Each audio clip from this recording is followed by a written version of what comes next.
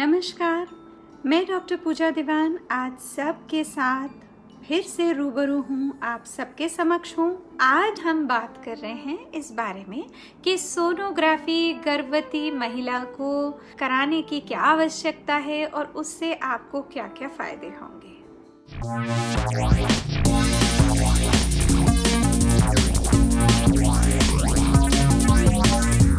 सोनोलॉजी, sonography, ultrasound, USG, आप जिस भी नाम से इसे पुकारें, ये एक तकनीक है जो कि आमतौर पे सभी महिलाएं जब वो गर्भवती होती हैं तो शायद उनका ज़िंदगी का पहला अल्ट्रासाउंड सोनोग्राफी होता है, ये देखने के लिए कि उनका बच्चा स्वस्थ है कि नहीं और वो ठीक तरह से बढ़ रहा है, ग्रो कर रहा है कि नहीं। गर्भ के दौरान जब हम पहली बार डॉक्टर से मिलते हैं तो आम तौर पे पहली या दूसरी मुलाकात में ही जब हमारे कोख में एक नन्ही सी जान जुड़ी होती है, हमारी कोख को पकड़ती है, उस वक्त 6 हफ्ते के करीब पहली सोनोग्राफी होती है। जो औरतें माँ बनने का लाभ उठा चुकी हैं, क्या इन औरतों का, इन महिलाओं का, आपका सोनोग्राफी हुआ और उसका लाभ आपको प्राप्त हुआ या नहीं। सोनोग्राफी गर्भ के दौरान कई बार करी जाती है। जो सबसे पहली सोनोग्राफी होती है वो सोनोग्राफी इसलिए करी जाती है क्योंकि हम ये जानना चाहते हैं कि हमारे कोख में जो बच्चा आकर जड़ पकड़ा है वो बच्चा एक बच्चा है या एक से ज़्यादा ट्विंस, वो बच्चा सही जगह पर जड़ पकड़ा है, बच्चेदानी के अंदर भी सही जगह पर, या बच्चेदानी के बाहर क्या गलती से नलों में कहीं और गलत जगह पर। दूसरी बात ये भी हम जानना चाहते हैं कि ये जो बच्चा है ये किस तरह से बढ़ रहा है, उसकी ग्रोथ उचित है कि नहीं, जितने महीने जितने हफ्ते के हमको दिन चढ़ गए हैं, गर्भ बैठा है, उसके हिसाब से वो उचित बढ़ रहा है कि नहीं, तो उसका भी अनुमान लगाया जाता है। और अगर वो बढ़ रहा है तो उसमें दिल की धड़कन आ गई कि नहीं, वो सही तरीके से जीवित यानी सजीव है कि नहीं। एक या एक से अनेक सही जगह पर जड़ पकड़ना, उसकी ग्रोथ और उसके दिल की धड़कन, ये तो चीज़ें हैं ही। कभी कभी ऐसी भी चीज़ें होती हैं कि गर्भ के दौरान हल्का फुल्का सा खून चला जाता है, जो कि एक किस्म से मिसकैरेज यानी थ्रेटन्ड मिसकैरेज हो सकता है, यानी कि खतरा है कि ये बच्चा कहीं गर्भपात के द्वारा कुदरती तरीके से ख़त्म तो नहीं हो जाएगा। तो उसकी जड़ कितनी मजबूती से उसने पकड़ी हुई है इसका अनुमान लगता है। और यदि मरीज़ ने कोई ऐसी तकलीफ़ बताई है कि हाँ ये बच्चा जो है वो ख़राब होने का अंदेशा दे रहा है, जैसे कि पेट में दर्द हो रहा हो, या खून के छपाके जा रहे हों, या काला या लाल रंग का खून जा रहा हो, या कोई कतले पीस नीचे से गुजर रहे हों, तो उसका भी अनुमान लगाया जाता है। अगर ये बच्चा गर्भ में नहीं है और गलती से नलों में है तो नल में किस जगह है और कितना बढ़ चुका है, और नल के साथ उसकी जो ग्रोथ थी क्या वो नल फट गई है कि नहीं, या उसके आसपास कोई खून फैला है या नहीं।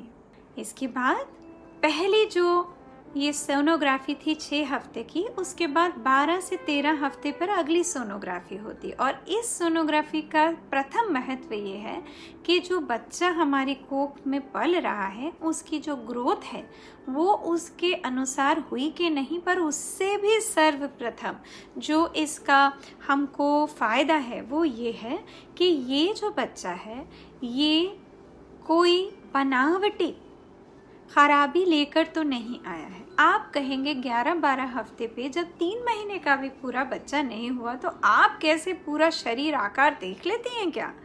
क्या आप सारी बनावटी तकलीफ़ें बता लेती हैं क्या? तो देखिए, सारी तो नहीं देख सकते पर मोटी मोटी चीज़ें देख लेते हैं कि सर सही से बना है कि नहीं, कि जो शरीर के मोटे मोटे अंग हैं वो सही बने हैं कि नहीं, और जो गला होता है, जो गर्दन होती है, गर्दन के पीछे की चमड़ी की जो मोटाई होती है उसको नाप लेते हैं, न्यूकल थिकनेस को नाप लेते हैं, ये देखने के लिए कि ये सही हिसाब से एबनॉर्मेलिटी की तरफ तो नहीं जा रहा है, और अगर जा रहा है तो ये वाली जो थिकनेस होती है ये सबसे ज़्यादा आम जो बच्चों में एबनॉर्मेलिटी होती है, गड़बड़ाहट होती है, वो डाउन सिंड्रोम होता है, उसके साथ जुड़ी होती है। तो ये गर्दन के पीछे जो मोटा चमड़ी का हिस्सा होता है उसकी थिकनेस, नाक की जो हड्डी है वो बनी है कि नहीं, ये दो, और दिल के अंदर एक जो हिस्सा होता है उसके अंदर जो फ्लो होता है वो देखा जाता है। इसके सिवा इस समय पे कई बार लेडीज़ का ब्लड यानी खून की जांच भी की जाती है, और उस खून की जांच को इस सोनोग्राफी के साथ तालमेल किया जाता है, और कंप्यूटर में जो सॉफ्टवेयर होता है वो डाल के हमको कुछ 2-4 चीज़ों के बारे में टेस्ट की वैल्यूज़ मिलती हैं, और उस वैल्यू को देखकर ये भी समझ में आता है कि अगर हमको दिखाई नहीं भी दी है बनावटी गड़बड़, फिर भी क्या ये ज़्यादा रिस्क पर है या नहीं। अगर रिस्क पर है तो और जांचें करी जाती हैं, अगर नहीं है तो बहुत बढ़िया। ऐसा भी हो सकता है कि बनावटी कुदरती एबनॉर्मेलिटी की तरफ ये संकेत ना दे, पर अंदर जो हमारे शरीर में हमारे जीन्स हैं, हमारे क्रोमोसोम्स हैं, उसकी बनावट में कमज़ोरी की तरफ संकेत करे।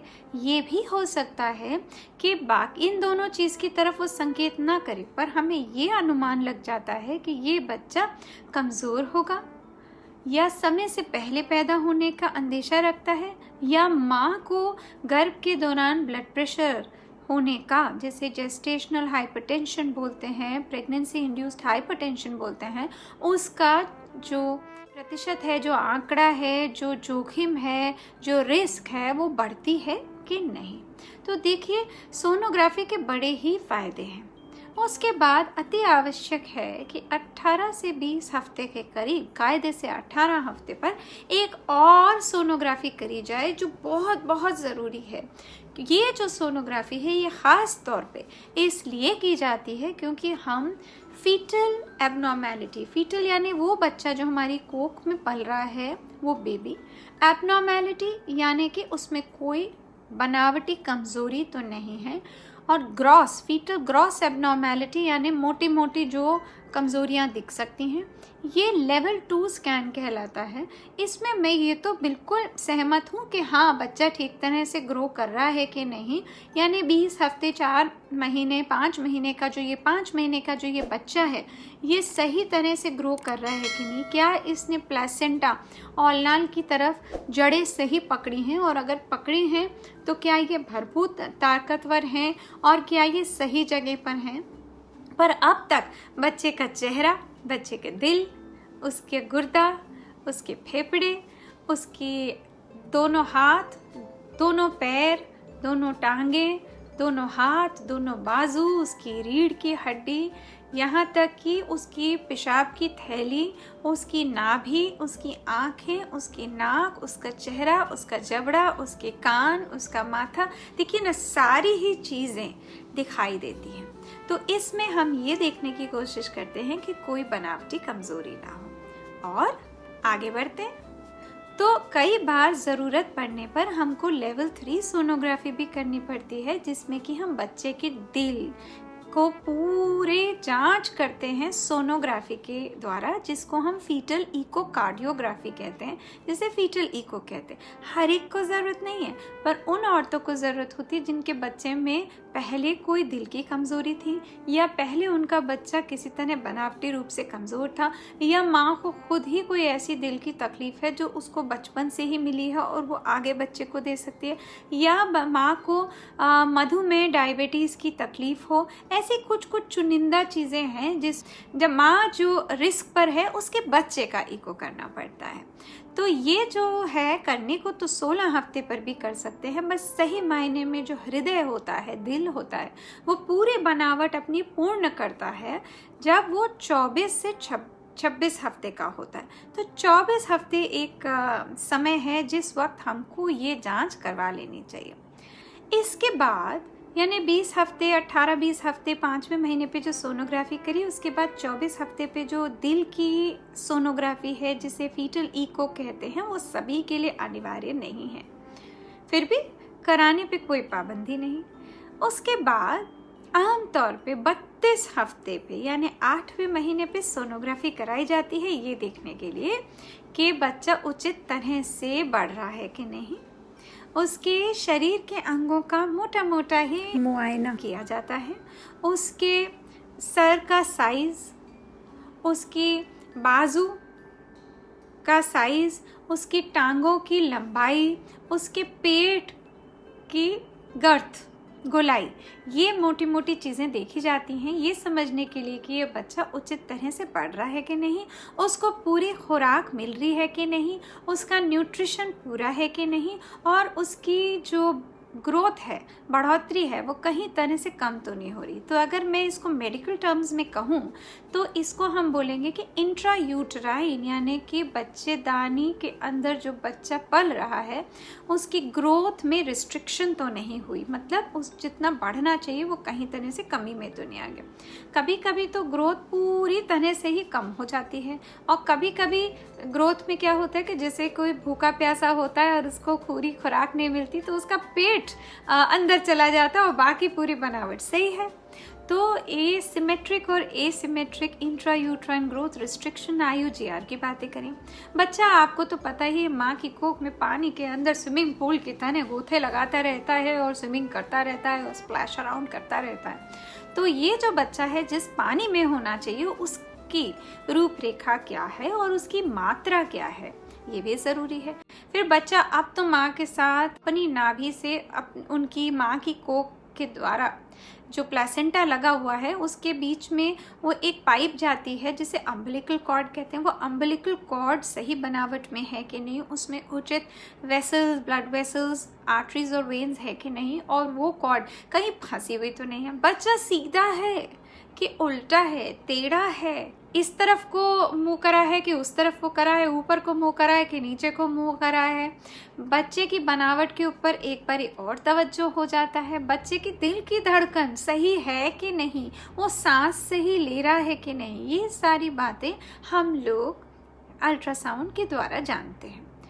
कुछ महिलाओं को जिनको कोई और तकलीफ हो, जैसे कि ब्लड प्रेशर हो, शुगर हो, या कोई और लंबी बीमारी हो, या बच्चा ठीक से पहले से ही ग्रो ना कर रहा हो, या पहले जब वो गर्भवती रही तो बच्चे को कोई तकलीफ हुई थी, या कोई ग्रोथ में हमको गर्भ के दौरान ऐसे लगता है कि नहीं यहाँ कोई कमज़ोरी है, तो हम सोनोग्राफी 20 हफ्ते के बाद 24 हफ्ते 28 हफ्ते इन पे भी कर सकते हैं। पर आम तौर पे जैसे मैंने बताया 6 हफ्ते 18 से 20 हफ्ते, ज़रूरत पड़े तो 24 हफ्ते पर बच्चे की दिल की जांच, और फिर 32 हफ्ते यानी 8 महीने, और उसके बाद सीधे 9वें महीने पर 36 हफ्ते पर।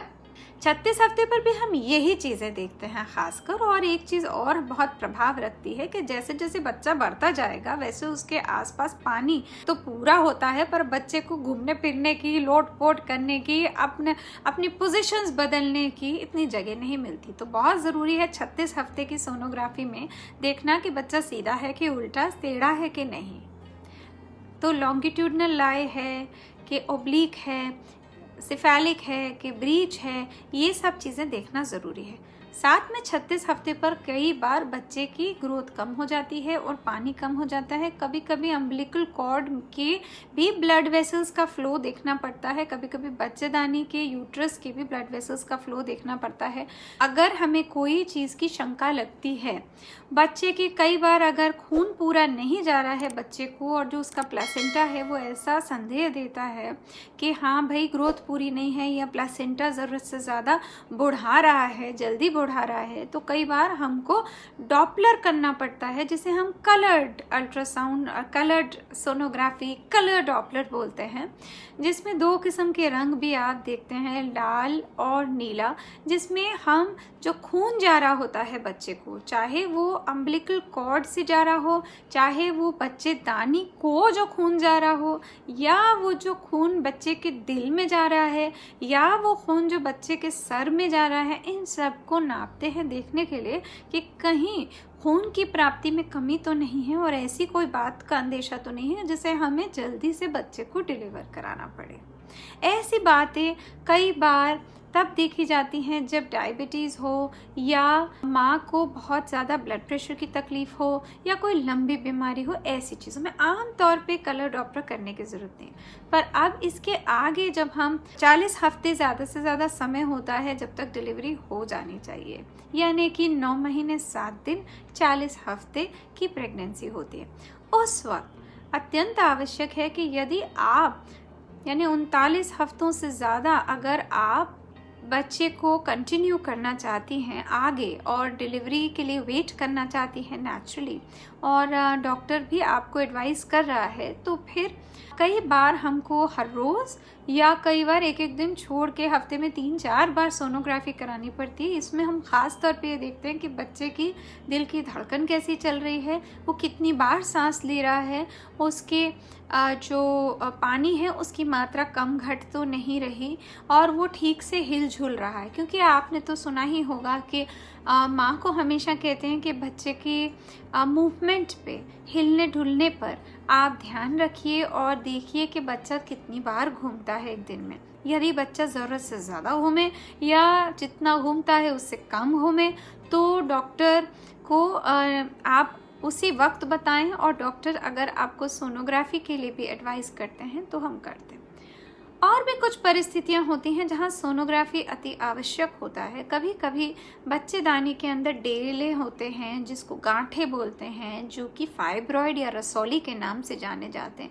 फिर भी गर्भ होता है और गर्भ चलता भी है, पर कई बार हमको इस फाइब्रॉइड, इस रसौली की जो आकार है, उसकी जो साइज़ है, उसके ऊपर ध्यान रखना पड़ता है। कई बार पेट में दर्द हो जाता है, सोनोग्राफी उस वक्त करानी पड़ती है देखने के लिए कि ये रसौली बढ़ घट तो नहीं रही, अपने नेचर में बदलाव तो नहीं ला रही, उसकी वजह से कोई ख़तरा तो नहीं है, बच्चे को गर्भपात की तकलीफ़ होने का अंदेशा तो नहीं है। कई बार ऐसे भी देखा गया कि यूरिन में इन्फेक्शन हो जाती है, कभी कभी सोनोग्राफी किडनीज़ की करानी पड़ती है। ऐसी भी सिचुएशन है कि प्रेगनेंसी के दौरान, गर्भ के दौरान अपेंडिक्स की भी तकलीफ़ हो जाती है, तभी भी सोनोग्राफी करनी पड़ती है। कभी कभी ऐसे भी होता है कि सोनोग्राफी इसलिए करनी पड़ रही है क्योंकि प्रेगनेंसी के दौरान लिवर के जो एंजाइम्स हैं वो बढ़ गए हैं, तो लिवर को देख रहे हैं। कई बार पथरी की पहली बार तकलीफ़ हमको प्रेगनेंसी के दौरान पता चलती है।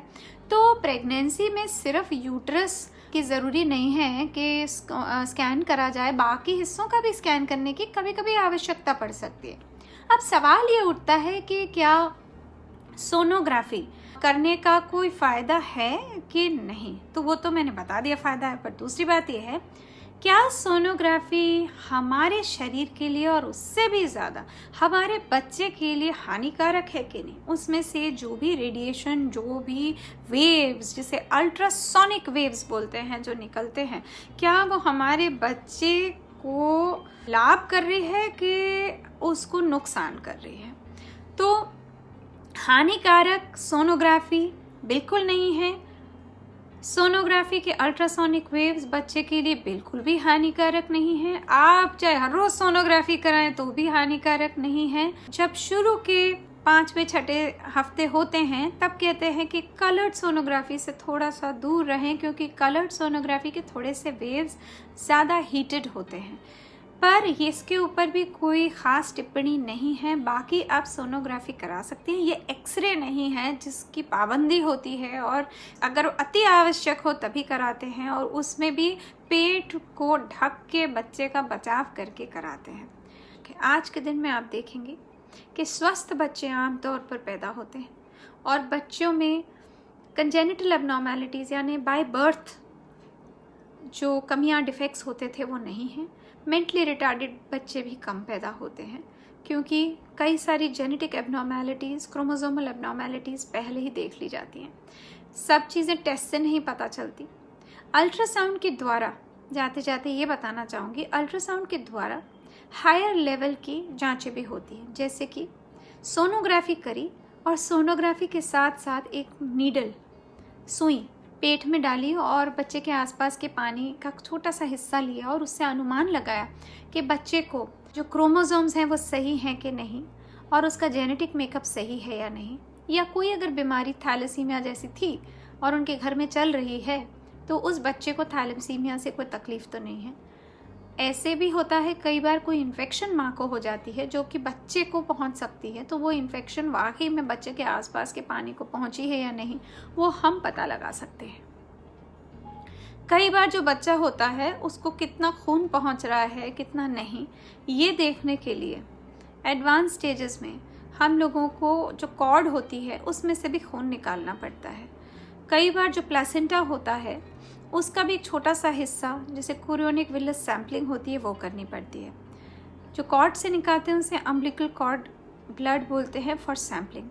जो पानी आसपास बच्चे के होता है उसे निकालते हैं तो उसे कहते हैं एमनियोसेंटेसिस। निकाल के वो हिस्सा जांच के लिए जाता है। ये सब जेनेटिक पढ़ाई के लिए होते हैं या इन्फेक्शंस के लिए होते हैं। और कभी कभी अल्ट्रासाउंड का फ़ायदा इसलिए भी लिया जाता है क्योंकि जो बच्चे की बनावट में कमज़ोरी है या कोई तकलीफ़ है वो बच्चा पेट के अंदर अगर रहेगा तो ख़त्म हो जाएगा और पैदा होने तक गुंजाइश नहीं आएगी। माँ के पेट के अंदर जब बच्चा गर्भ में ही है माँ के, तो उस रास्ते से ही गर्भ के चलते चलते ही उस नन्ही सी जान उस फीटस के ऊपर ऑपरेशन कर सकते हैं।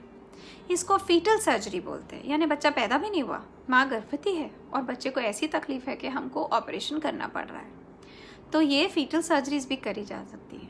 और जो ये जांचों के लिए मैंने आपको टेस्ट और सुइयाँ बताई, इनको इंटरवेंशन अल्ट्रासोनोलॉजी बोलते हैं। आज अल्ट्रासाउंड जो हम कर रहे हैं इसके लिए एक खासी गायनेकोलॉजी की स्पेशलिटी फील आ गई है।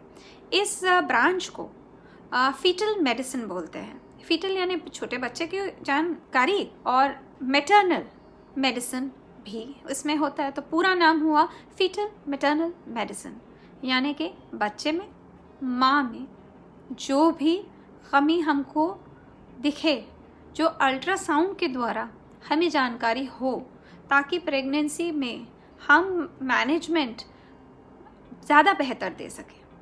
अंततः हमारा मिशन, हमारा गोल क्या है? हमारा गोल ये है कि एक स्वस्थ बच्चा हो और एक स्वस्थ माँ हो। दोनों का ही स्वस्थ रहना अत्यंत आवश्यक है। Healthy baby, healthy mother, safe pregnancy, safe motherhood.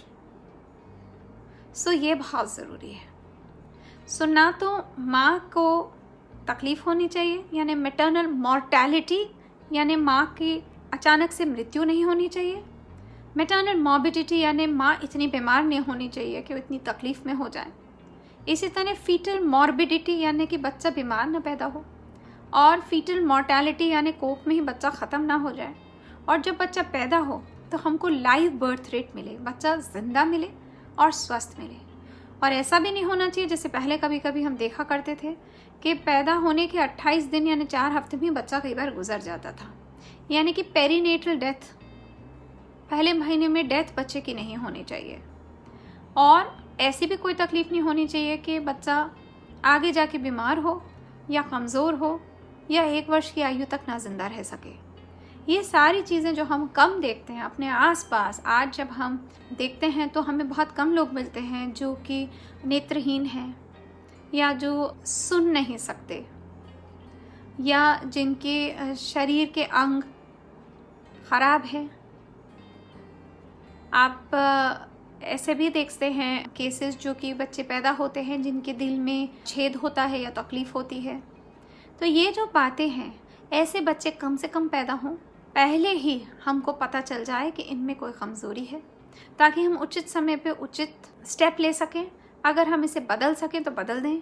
अगर कोई ऐसी बीमारी है जिससे कि बच्चा ज़िंदा नहीं रहेगा या ज़िंदगी भर पीड़ित रहेगा या कम आयु में ही गुजर जाएगा, तो यदि कोई दंपति, माता पिता ये निर्णय लेना चाहते हैं, डिसीजन लेना चाहते हैं कि हम इस बच्चे को नहीं रखना चाहते, तो वो भी उचित समय पे किया जा सके। जितनी जल्दी हमें पता चल जाएगा तो उतनी कम तकलीफ़ माँ बाप को होगी, खासकर माँ को जिसकी कोख में वो बच्चा पल रहा है। न केवल शारीरिक पीड़ा बल्कि जो मानसिक पीड़ा होती है।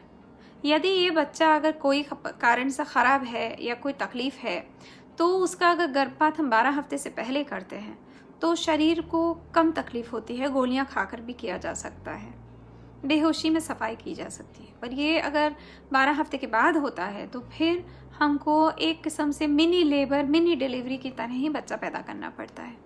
ये बहुत ही मानसिक तनाव देता है, बहुत मानसिक पीड़ा देता है। तो इसी कारण सोनोग्राफी के काफ़ी फ़ायदे रहे हैं।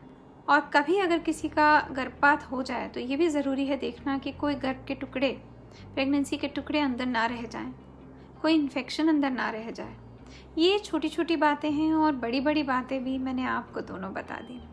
तो यही कहना चाहूँगी कि सोनोग्राफी गर्भ के दौरान कराना नियम अनुसार अति आवश्यक और सुरक्षित जांच है। इसका लाभ उठाएं।